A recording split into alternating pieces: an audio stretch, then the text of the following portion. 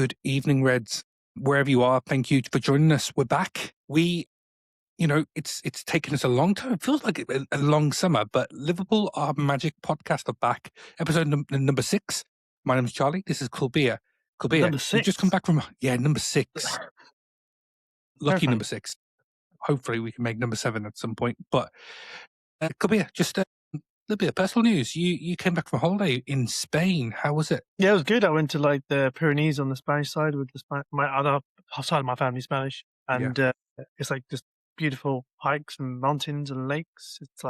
It's nice to be away from everything and work and the noise. It was nice to realize how much you can't actually sleep. Yeah, I bet. No, exactly. I think what you said there, just then, the noise, and we'll come to that, and the noise of transfers and how that fills the space of everyone, connected with football, whether you're a fan, whether you're not a fan. But I was also in Spain when they won the World Cup. Yeah. Oh, yeah, Spain, true. which is cool. So I was in Marbella and I went out in the streets and everyone was like hooting the horns and loads of people running across the roads. It was quite cool. It's not like my in-laws don't live in a busy area, so it was still quite exciting, and like it was just like all night fireworks and horns. It was pretty cool. What an experience! Us being English, would we ever experience that? I don't know, but yeah, what a cool experience that is. I've got to believe we'll experience it one day. Come on. I hope so. Probably underachievements for the whole of our lives as well. Yeah, but there's some other nations that are very, very good at football. Talking about football, it's back. Premier League football starts today. Arsenal already playing as we speak, and as last time I saw it, we're 2-0 up. Yep, against the plucky underdogs, Coventry City. Let's see. Right, let's go back in time. Kulbir, we probably have covered this, but we were going to treat this as a bit of a pre-season review before we lead into getting into transfer talk and how that is, and then the Newcastle stuff. On a scale from 1 to 10, 10 being you are absolutely confident that we're going to win absolutely everything and every single game. What was your number, your key number going into preseason? We haven't kicked the ball yet. We haven't seen anything. What was your take it as from the moment that Iriola came in through the door? Forget about slot, but from that moment, what was your score? It's got to be around about 4, I reckon. Because that's what I had in my head. Great minds. Because you can't really be over 50%, can you? It's like not possible. No. And it's knowing that the squad is thinned and we've lost players, and he was coming in with the changeover of owners and potential structure. You can't be confident about winning anything, and so you got to go back to basically almost like when Slot took over from Klopp and go, we can only expect like top 4 finish at best, or a Champions League position and a good cup run, and that's kind of where we've got to think again now. And I reckon some of us are still having higher expectations than that. Yeah, and I was thinking about number 4. Wouldn't go any lower. Definitely wouldn't go any higher. Halfway house. I don't feel like we were there at that point. We would need to kind of make some deals, some signings. There were some glaring obvious deficiencies in this team, and having lost Robertson, having lost Mo Salah, Konate as well. At that point, there was talk of him not staying. So there's 3 key men that had left. And you just didn't know where we were going to be. So we go into preseason, few the games. Before I get your score at the end of preseason, let me ask you, and I think I asked you, like, have a think about it. Your 3 biggest winners, your 3 biggest losers, if you want to call them that, people that kind of generally didn't come out well from this preseason. Are there kind of key candidates that you feel were really stars for preseason and changed your opinion? Yeah. You got to be thinking about Nyoni Trey. It's clearly the best. Well, no, not quite the best, because I would say Jacquet was probably the most delightful 45 minutes of that entire preseason. But Trey Nyoni did really well, and he has shown actually already, even when coming on for Slot's team, that he can actually play in a midfield position and occupy some space and start to predict things. I think him having the opportunity is really important. Jacquet is the highlight of my preseason, almost no doubt about it. Cool. And even Araujo, because they could do so much more than Konate. Yeah. They could defend and tackle and play a good pass. I mean, I think Jacquet was like, Jacquet's touch, they can take the ball away from players, is just insane. It takes me back to Matip and the ability, Matip was actually excellent footballer, probably more so than Konate, and just reminded me of that. So his mazy runs into midfield and then into attacking positions, and with the ball just reminded me of that. Physically seems like he's really up to it, and that was always the problem. Maybe the concern was his shoulder, how he would handle. You're 22 years old? Yeah, he's dead young. He's dead young. He's coming in, maybe even younger, but big feat 21. for someone that. 21. Yeah, And I think. it has taken 2 years to get to Liverpool. Yeah. So he was playing for like Clermont Foot. Mm-hmm. Sorry, what that team even is. He played for Rennes for 2 years, and that was Liverpool. Yeah. Like that is remarkably quick. It is, and is it a concern for you though? No, that he's come in so quickly. No, not at all. Because I think now you're seeing a trend of younger players being. Look at Lamine Yamal.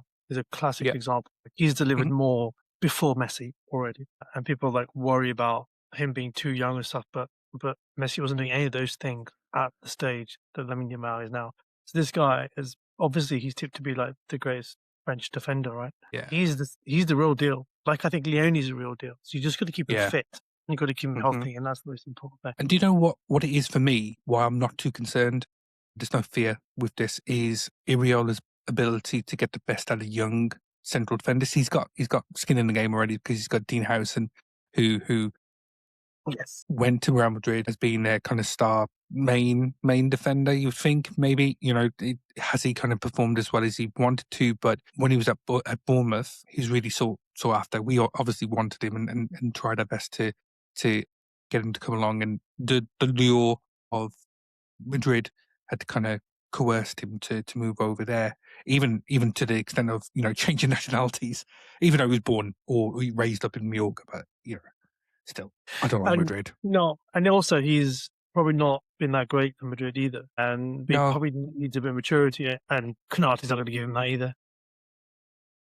Konate, yeah. So wow, I think the backup of Araujo, I need to work out how to say his name, to be honest. I thought it was Araujo.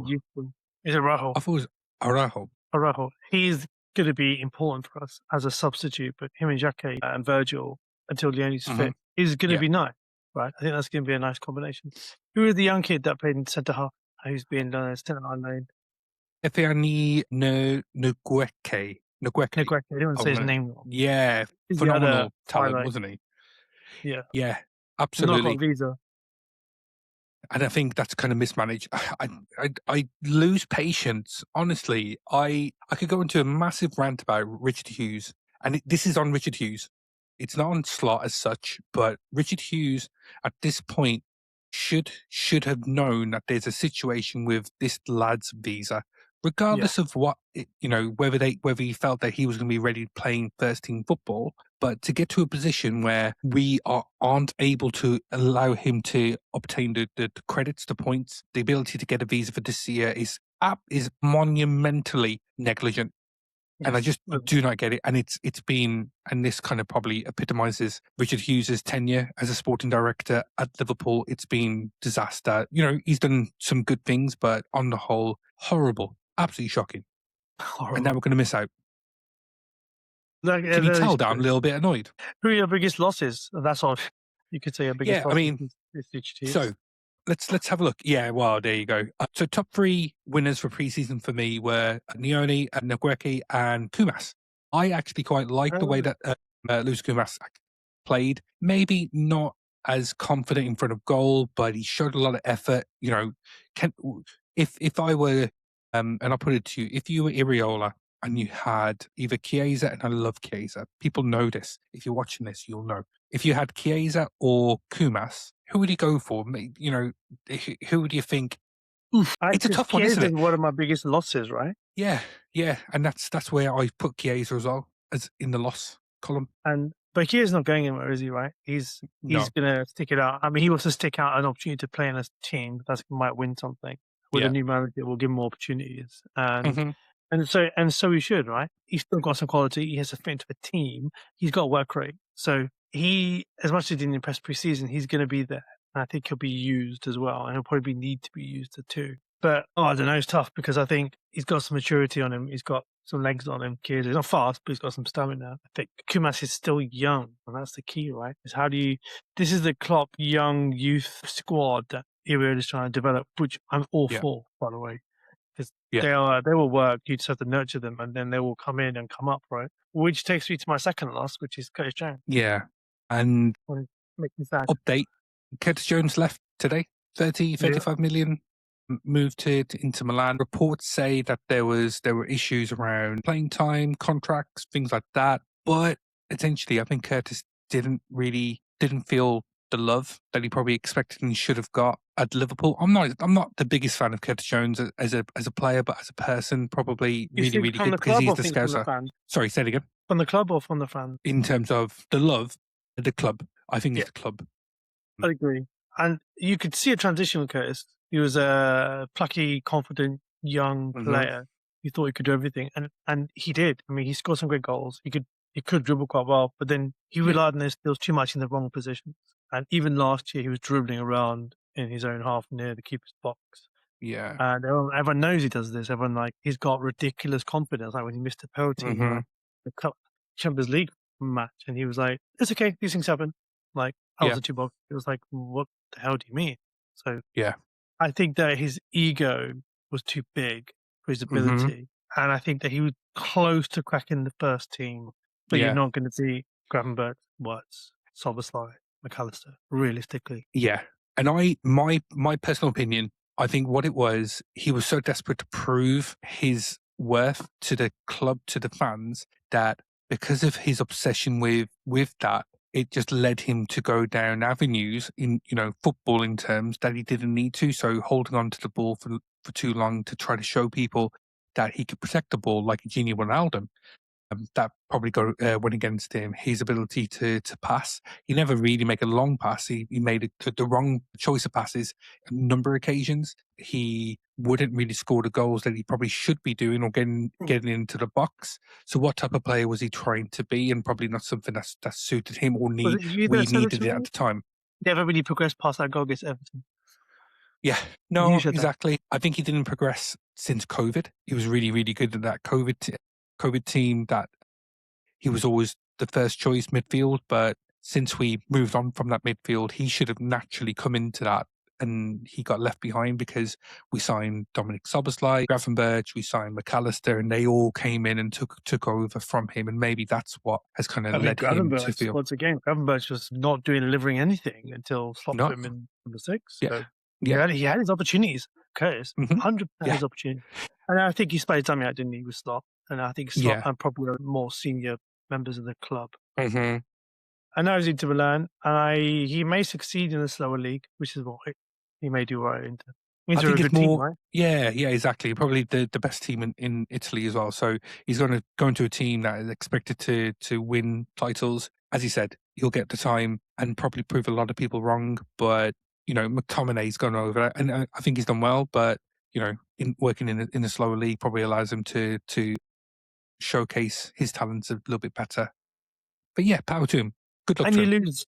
You have to be mindful of the fact that we've lost a Scouser in the team. Yes, yeah, absolutely. It's an interesting one because I have toiled with the idea of why Liverpool as a city aren't producing talents. Are they going to Everton? Are they being kind of hoovered up by the Manchester-based clubs, and why aren't we seeing more Liverpool-based talent coming through the ranks? And I've always kind of thought, why? Because it's a hotbed for the culture, for football, etc., etc. The youth team is good though. You've got McConnell, who's going to be sold on. You had your chapter in Lyon. But when's the next Steven Gerrard coming through? When's the next Fowler, Owen? We're spoiled, right? We had Fowler, Owen, McManaman. Gerrard, exactly. Carragher to a degree. Yeah, those mainstays of the first team. When's the next one coming through? Trey, obviously, we're talking about him, but he's not a Scouser. And what I'm talking about is actually a young Scouse lad coming through the ranks and being that next superstar. Who's that going to be? We don't know. I think transition to our first team has been tough. Even it was Curtis was the only person who had before. Yeah. And now we have to wait to see who comes through next. I don't know if we transfer you to even Scousers anymore. No, exactly. But Okay. the third failing. I don't know who the third failing would be, to be honest. Elliot. Have we said think that? it's Did you say partially- Elliot?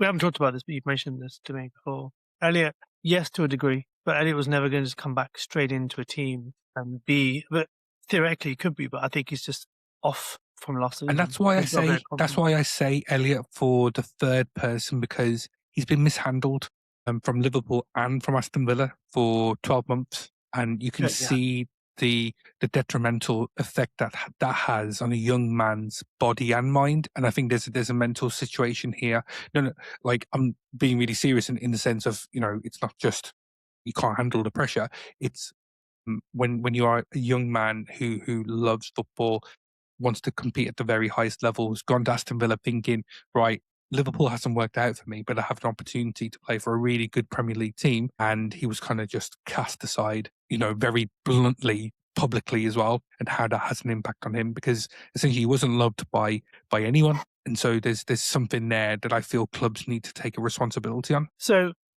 what score are you giving now after preseason? After preseason, after the performances, certainly after the Monaco first half. I was really lucky to go to Anfield to see the Monaco game. The first half was magnificent. I was really, really happy. Definitely the Como game. Those 2.5 games that we saw here in the UK, I went from a 4 to a 6.5. Still not absolutely delighted. It's nudged up, but that's kind of 5.5 to 6. Yeah. And why? Yeah. How come? Why do you think? Well, I guess this kind of leads into the next thing. I think the reason why I probably didn't go further, even though we have made some good signings, we haven't made enough signings. And this is the issue with transfers. And it's an important subject that I wanted to talk about with you and get your thoughts about transfer culture, the market, and how skewed it is currently. The things that come to mind is the Spurs kind of influx of players that come in, the deals that they've just made with Man City. Where, looking from afar when you're in abroad and coming back, what are your thoughts about the transfer market, and how that kind of envelops the culture, footballing minds for months? It is. You are nothing. It used to be very stats based, didn't it? Like a lot of noise is made around these numbers that not just goals, assists, clean sheets, but like accelerations and how can you press? What's your pressing numbers? What's your tackle numbers? What's this? What's that? It's the minutiae, isn't it? How many times have you dispossessed with your opponent? So there's like this. I was watching this thing the other day, a little clip about Jacque and how Jacque was picked up a City, and I was a bit worried about his attitude, but like his numbers are really good and things.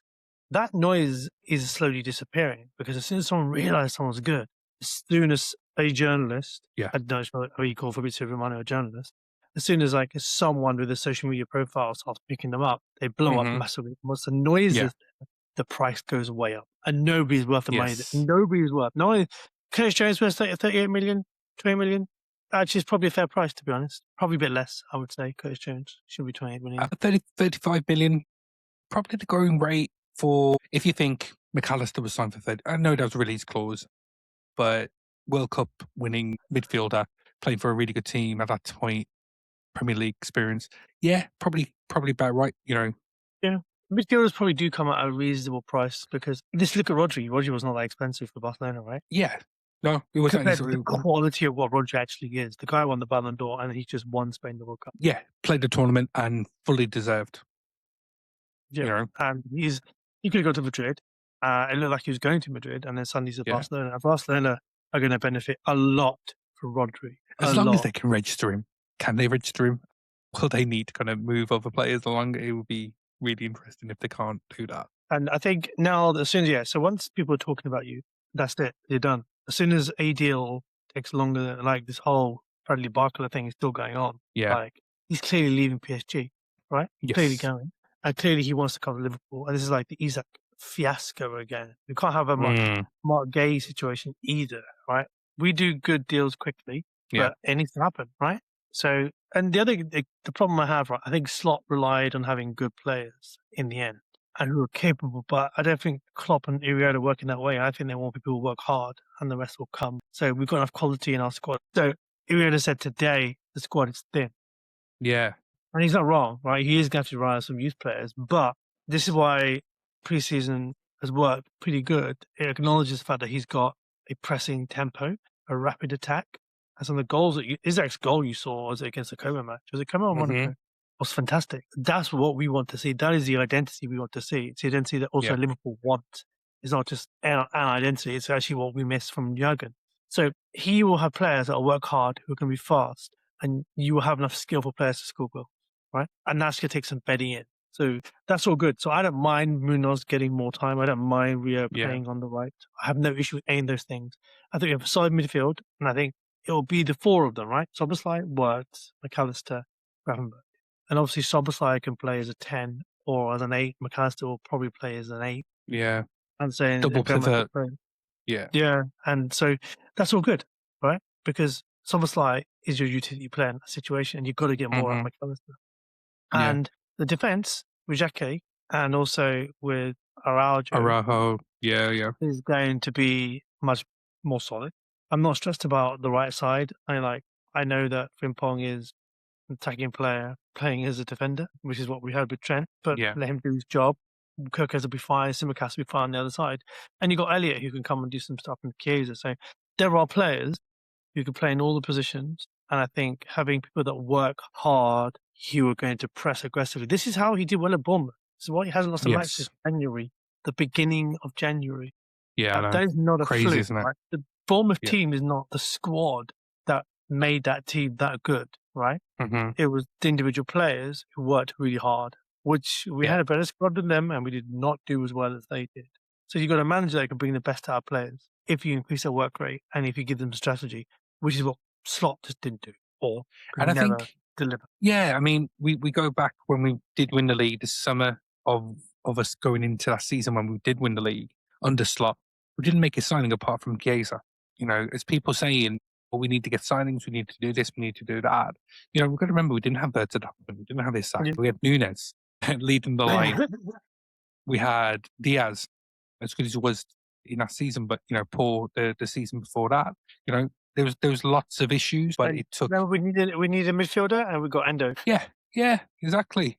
And we were like, oh, Endo. This is like weird. The midfielder situation is so bizarre. Like, I think we are more sport than we realize.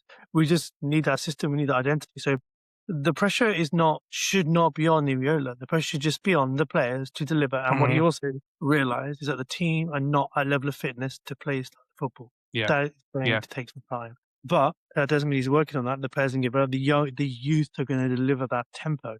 And that's what there is to look forward to. Where that takes us, you cannot say. Because last season, we won the first 5 games. Yes. And we were top of the league with 15 points. We were like, oh, this is easy. And then, it all just fell apart. And look, Arsenal are what? They're winning 3-0 now? And you're like, Arsenal win the league. Come on. That's not going to happen. The league is big. Right? They're also... What I find quite surprising with Arsenal is that they are buying people and selling people, which I did not expect. Like, they don't have a core as an odd one. Guimaraes is an interesting signing for them. So I'm wondering what they're going to do. They're not. I don't feel like they are solidifying. I feel like they're chopping and changing a little bit. So even though there's even question marks as with Mendy leaving, they're not sure Arteta has that level of loyalty. So they're in a very different place. I don't think it's straightforward for them to win the league. I think they won the league last year in a very dull way and a very disciplined way. And they have to maintain a high level of concentration to achieve that. So carry on, let them try. So whereas City's performance against Charity Shield, just awful. Really, really bad. And then there's some serious issues there. But against that new manager, those new ideas, having had nearly a decade with Pep and his ideas, you know, it's difficult, isn't it? You know, coming back to the whole transfer culture, if we think about what we've gone through this summer with Jan Diamande, I was convinced that he would come, but as time went on, and he did okay at the World Cup, and then news started breaking out that it got a little bit too expensive, and then Madrid came in, and they were interested, PSG, they were interested, and it looked like he was going to go there, which then opened up the Barcola stuff. And I think it's that constant need for shiny new things as a supporter base, whether that's Liverpool or anyone else. We have shiny new things. They're just very young, and there's not enough of them. And we have Iriola, so we have things to look forward to. I'm super excited that we're back. I can't wait to have to talk on a podcast with more positivity. Yeah. That's it, and that's what I want to do, and that was the reason why I wanted to start this, because I didn't want to. And I've stayed away. We've stayed away from talking too much, and it sounds weird. We talk regularly, personally, but on screen we don't do it because we don't want to talk about transfers every week and say, oh, what's the latest news? It's super boring because Oh, everyone, we have been burnt, right? You buy Zach, you buy a ridiculous price. He's not fit. He doesn't perform. He plays a system that doesn't work for him. And you're like, well, what have we bought this guy for? And Ekitike was a surprise. So I am going for the small surprises. That is what I'm going for. So I'm waiting to see what happens with positivity. That's how I'm seeing it. I'm more excited, not the £100 million player. I'm really excited to see Victor Munoz and Trey Nyoni and what, players like Frimpong, who came in and he's had a bit of a bad time, injuries, and then disregarded by fan base. I'm really more hopeful for those guys to prove a lot of people wrong and settle in. Verts is the other one, building a team right. Yeah, exactly. So it really takes me back to the Fowler Collymore kind of duo. A lot more people would have kind of likened it to Torres and Gerrard. For me, it's more Collymore and Fowler and how they perform, because Collymore was really, really good at bringing defenders in, getting past people with their defence or with his strength and his ability to see a pass, and then Fowler with his finishing ability. I see it more like that. That's just me and my mentality and how I grew up. And I would love that. Yeah. I just don't feel last season we got going. Or that was the whole of my chat was all about what exactly is this team going to do? And and the worst thing is, whilst we were trying to work out what we are going to do, we just got unfit. Yeah, and it did those two things, wasn't it? So the training, the fitness levels, and that didn't allow for whatever style of play, and the identity had gone. Whereas what you've seen in this preseason just gone, you've got those two things back, right? You got the identity coming back and the style of play and the fitness and the aggression, the pressing, the movement, all those things that you love as a Liverpool fan came back. What a strange couple of seasons for Slotty. He'll go down as like this kind of weird bookmark in our legacy. And so I kind of think, I feel like we don't give Jordan Henderson enough credit for how much he captained our team to winning everything. Right? And because he left with a bit of taste, and now it's like you're playing for Chelsea. But history writes the winners, right? It's embarrassing. Like Steven Gerrard being voted the great Liverpool's most influential player or best player, I don't agree with, right? No, that is not for me. Right? It's like, why are we doing this? Who was it? I can't remember which old school manager who someone told me had the exact same thing. People don't remember him, but he was like an amazing manager for us. It's between Joe Fagan, right? Was supposed to be really, really good. And no one remembers him. Like, people aren't going to remember Jordan Henderson delivering a Champions League trophy. Like, that's crazy, right? And now people aren't going to remember Slot. People will just remember Klopp forever, and they'll realise that team was a Klopp team, and that's what they'll think. We'll think, oh, we won 2 Premier Leagues under Klopp, didn't we? I was like, no, we didn't, but that's kind of what we'll remember. Yeah. So we choose. This is what the noise does, right? It's like you're still counting down how many goals they're scoring in the Middle East, but nobody can.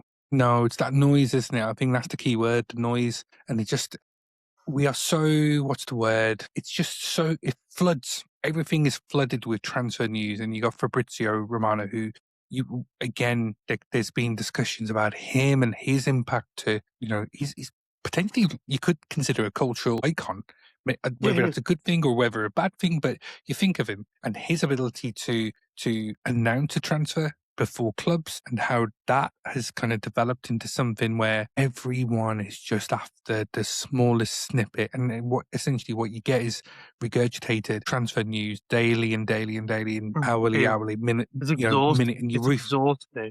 Ornstein only delivers his news when it's done. Right? Yeah, David Ornstein. The Athletic is a reputable association. Yeah. Joyce, I'm the same. If anyone's going to convince me that things are going to happen is Ornstein and Joyce. Those two. I don't really listen to James Pearce. Bad news Pearce. That's how I call him anyway. But yeah, I've deleted. We live in a different era of football, right? Who was it that said? I think Thierry Henry was it? Who still talked about like Arsenal and the Invincibles. Is that if people watch that team play week in, week out, They realized they weren't always that great, and No. it just wasn't on TV. But now everything's on TV. Like you can literally watch every single Liverpool match all the time, and so you can see things more clearly, and there's some more chatter about it. And this thing, Rio Ferdinand is really guilty of it. He's done a couple of things. So the one thing is he rates himself incredibly highly. Okay, the reason I'm saying this is there's been a lot of comparison between Vidic and Verge. Yeah. Who's the better defender? They live in different eras, had different strikers against them, doing different things. Would Virgil be successful back then when Vidic was playing? Absolutely, 100%. He'd be absolute Rolls Royce in that era of football. Would Vidic be successful today? Who knows? There's a question mark over that. But Vidic isn't known to be one of the greatest centre halves in the Premier League, though, is he? But he is spoken about. Yeah, exactly. It's interesting. Jamie Carragher, do you ever listen to the overlap? The Gary Neville thing? A little bit, yeah. I listened to it a couple of times. I re-listened to it when Rod Hood was on, and that was like a fascinating kind of hour and a half. But it doesn't have good guests. It's good when it's just them talking. It's a lot of nonsense, and that's when you realise that as soon as you give pundits more time to talk, they don't have a lot to say. And I admire Roy Keane's frankness about this. He doesn't pretend his own thing. His anecdotes that's not era football that really we're watching, right? Ian Wright is clearly passionate. Like when he thought Arsenal would win the Champions League, I was like, you're never going to win the Champions League. You can hope and believe, and but that was good because he's a fan, and you resonate with him as a fan. Now Jamie Carragher takes a lot of pride in being like a really good pundit and host. Right? I don't rate his punditry that highly, but I can see how he's become entertaining. But he doesn't look back at his career and think he was a Liverpool legend. He acknowledges that he wasn't an amazing player, right? He doesn't feel like he's one of the greatest players, but people are now talking to him about that, whereas he's happy to be recognised as a good entertainer on TV, which I admire that. It's very different. I think with Cara, he has worked incredibly hard to get away from being a Liverpool player to the extent where, he's falling out with probably one of the, could we say, the greatest Liverpool Premier League player in Mo Salah. He didn't give him just desserts and his props and flowers. There was no need for some of the things that he said, whether he's just trying to be frank or doing it just to get a clickbait. Who knows? It's really hard to know. That guy used to give interviews when he used to play and no one could understand a fucking word of what he said. And I loved it because he was proper Scouse. Now he's still Scouse, but he's nowhere near as snotty and as Qatari as he used to be. Yeah. And I have loads of respect for him achieving what he's done. I don't particularly like a lot of things he says, and I agree. I think he does do it for a lot of clickbait. But all credit to him, right? He went out there to get like number one kind of podcast, number one kind of like chat show, and he's done it, right? That's great. And he's Liverpool, right? So I'll always have love for Yeah. So talking about football, football is actually coming back. Newcastle. We haven't actually even started that, and we're 40 minutes into this episode. So Newcastle this weekend we are away. We kick off on Sunday, 4:00 UK time. What are your general thoughts going into that team? Newcastle not in their best position. They've lost a heck of a lot of their key men. Gordon has gone. Guimaraes, we've spoken about. Tonali's gone. Joe Linton's injured, I believe. So Tonali and Guimaraes is a big loss. Their midfield is massive loss. Yeah. Where did you take who? Tonali? Yeah. Spurs will be a lot stronger this year. Yeah. They are decimated and they haven't got a manager.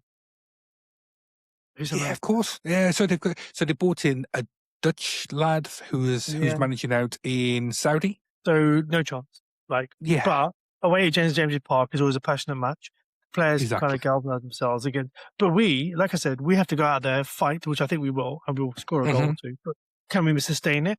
And can they bring some momentum? Because they're in a much worse place than we are, right? They have no squad and they have a manager that has a chance to really build an identity. So we should win this, right? But once again, away to Newcastle, never needs. And you can never take the first game of the season as gospel as such, in the sense of it's not going to dictate for the rest of the season, because we saw last season we won the first 5 games, but isn't it sad that we're not going to see Mo Salah score a goal on the first day of the season? Oh man, yeah, exactly. 9 seasons running, and we're not going to get to 10th. Really sad. And have you seen clips of him playing in Turkey? Yeah, he seems a little bit sad. I think he's a bit sad. I think he wanted to still be here. I reckon. Hey, he went to 4th best club in Turkey because they paid him a shitload of money. Yeah. He had chats to other teams, right? Other clubs. And this is what I realize now. Like we have this romanticism about our players, is that they will choose us because they love us. They just love the money, right? Simple as that. This isn't anything else. They pretend that a player's going to choose like a team over us or someone else. It's about the money. Let's not pretend. I know what Zubimendi was offered at Liverpool, right? He didn't stay because like he wants to stay in the Basque country. He came for the money. I mean, I think Mikel from Basque. That might be the connection. But yeah, of course, it's about money. It's all about pay. There's nothing else, right? There's no. It's like Diamandi now is going Madrid. Once Madrid call, you don't say no. It's like once Madrid call after like you've turned other clubs, you've made a mess of your deals with them. Then okay, we go. Like you can go play for them. You can go play with Konate and Trent on the right side. And even forgetting about Madrid, Mamouche, Margay, wants to leave, and Antoine Semenyo. All those 3 players essentially earmarked to play for Liverpool. We were heavily interested in those players, and potentially whether we actually agreed any deals, we may have done, but their heads got turned by money. Whether it's Man City and the lure of playing in Manchester, Margay, whatever God decides, whatever happens, I'll leave it to God. It's like, oh fuck off. I was like, oh dear God, don't be fucking sanctimonious about this. Don't give me the deal didn't get done. And we didn't come for you in January, so you went to City. There you go. Simple as that. Yeah. Another blunder. However, Wirtz came, was convinced by Slot. Yes. That's what the story is. That's true. Yeah. Brilliant PowerPoint presentation, I'm sure, that we put together to convince him and his dad that Liverpool were the best place for him. And I'm hoping that this season it comes true. So, right, let's have a think. So you're starting 11, and I don't think we'll be far off with what we have. Goalkeeper, Alisson, obviously. Probably Alisson, yeah. Yeah, I think that the central defence we'll stick with Simicas. Don't be silly. Kirkes. Frimpong. Kirkes does not get any props. Does not get any credibility. It's really weird to hear that people we need a left back. We don't. We got Kirkes. Kirkes is a solid defender. That guy is like a bulldog, right? He doesn't let people past him. And that guy puts his head on people's boots, right? That guy is fearless, and he can deliver a ball. Kirkes is our guy. Simicas is a decent backup, which will always be. Solid, yeah. Do us for a year, go out, finish his contract at Liverpool and, enjoy the Greek weather once you finish your time here at Liverpool. Yeah. I absolutely agree, and I think he's got the best manager. Kirkes has definitely got the best manager to allow him to take on, go to that next level because he's already worked with Iriola. I believe the same thing will happen with Frimpong because he's got capabilities. Because Iriola was a fullback himself and an attacking kind of flamboyant fullback. So I believe that there's going to be some props that we need to give to Iriola to get the best out of those two. Virgil and Jacquet will hopefully start together. That's the question I was going to give you. So you're going to go with Jacquet ahead of Araujo, yeah? Oh, there's no question about that for me. Cool. Okay. Love it. I would do so.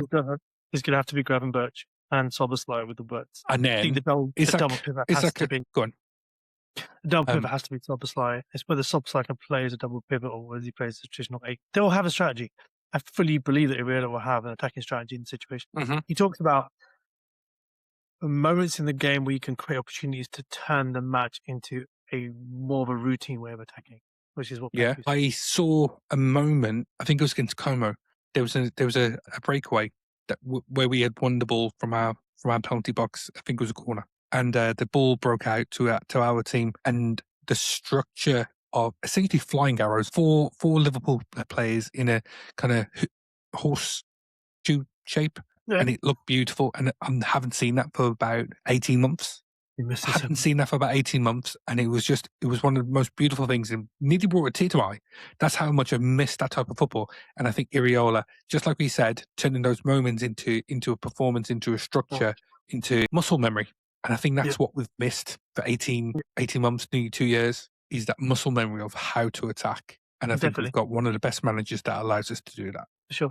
Who's your front three? I think Gakpo, if he's still around, and I think it will be Rio on the right, and then the big man, the main man, Newcastle's favourite person, Alexander Isak. Yeah, I don't think there's any doubt about that. And I think he'll give Munoz a bit more chance on the right side as well with Rio. I think he'll share that role unless he buy Bradley or someone. I reckon we as fans are going to love Munoz. I think he's going to be great. He's going to be amazing. He's going to be, he'll work hard. He'll try hard. He'll be brave. Yeah. And when everyone goes, shoot, he'll shoot. Yeah. I think he will maybe not take, it may take him a few weeks, but I haven't seen him smile yet. Have you? Every picture, every video clip, every time I've seen him play, I haven't seen the guy smile yet.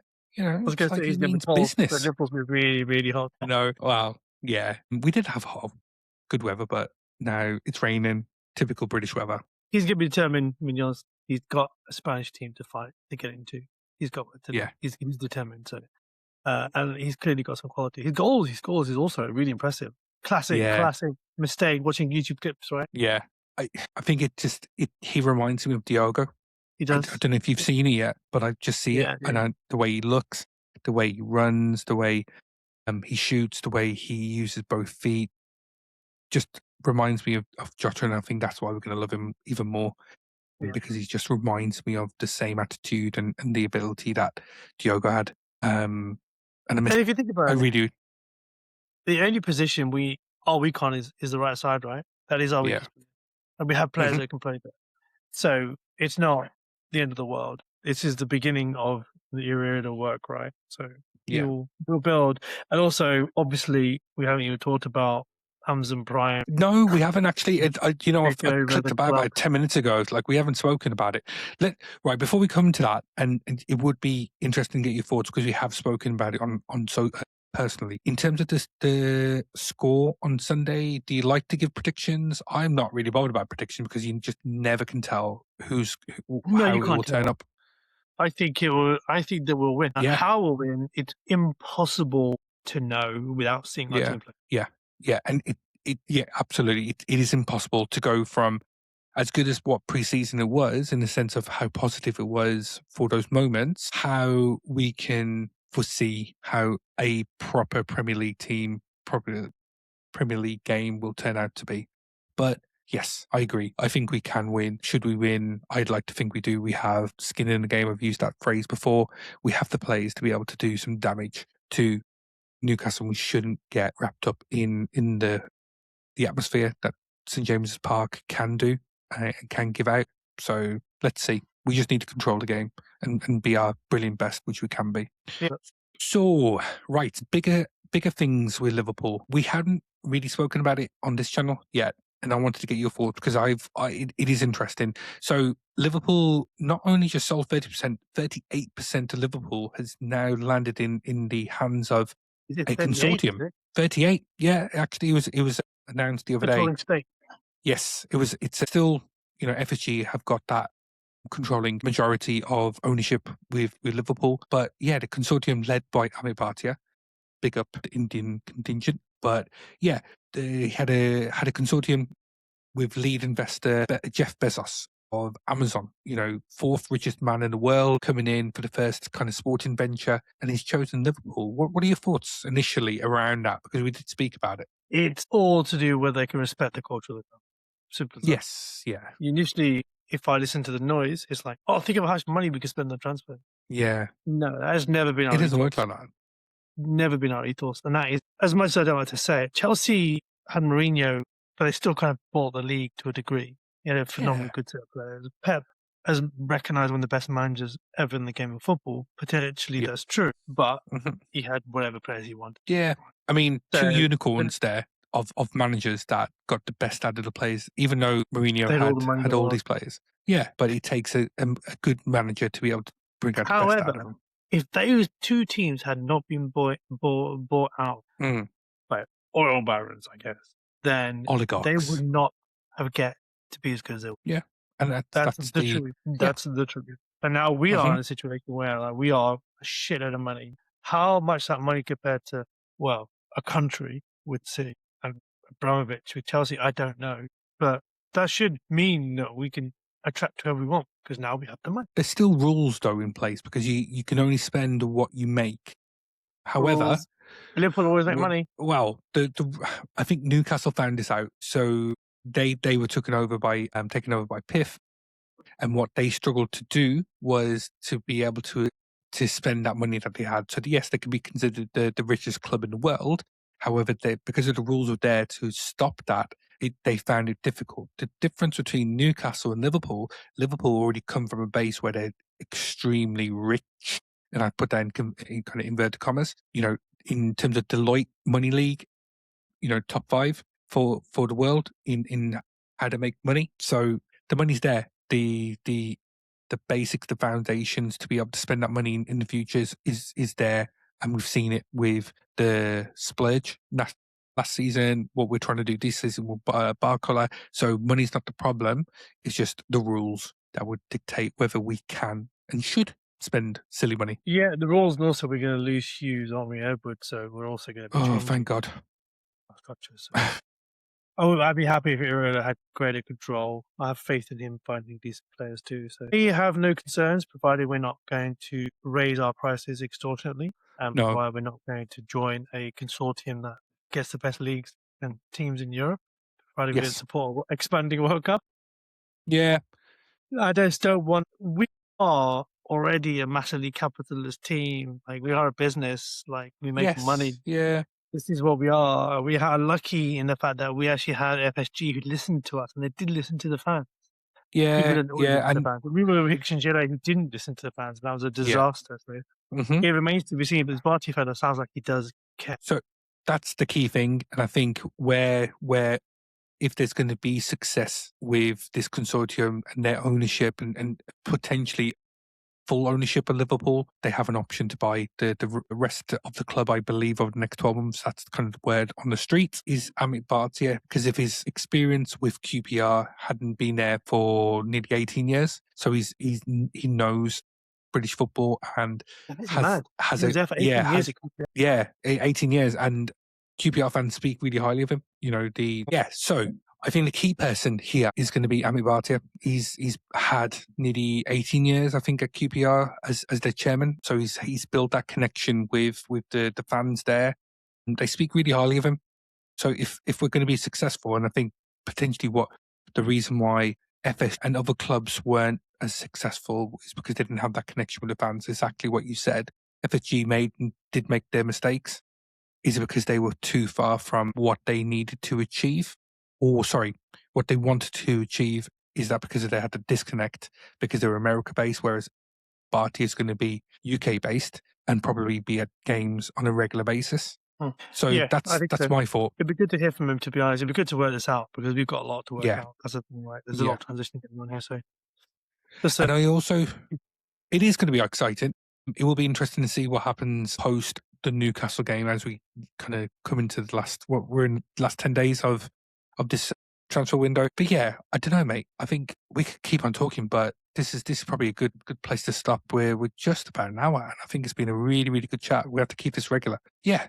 So, right, Liverpool fans, if you're listening to this, if you're still here with us, thank you. Like, subscribe, leave a comment, give us your thoughts about what the rest of the season will be like as we come in. Transfer window, what are your thoughts about the new ownership model and how that's going to play out for the next 12 months? Lots of things that we've discussed. My name's Charlie Kulbir. Thank you as always. We'll be back, and I'm sure we'll talk about the Newcastle game in a kind of review style video. But yeah, we'll be back soon. Up the Reds. Awesome. See you later.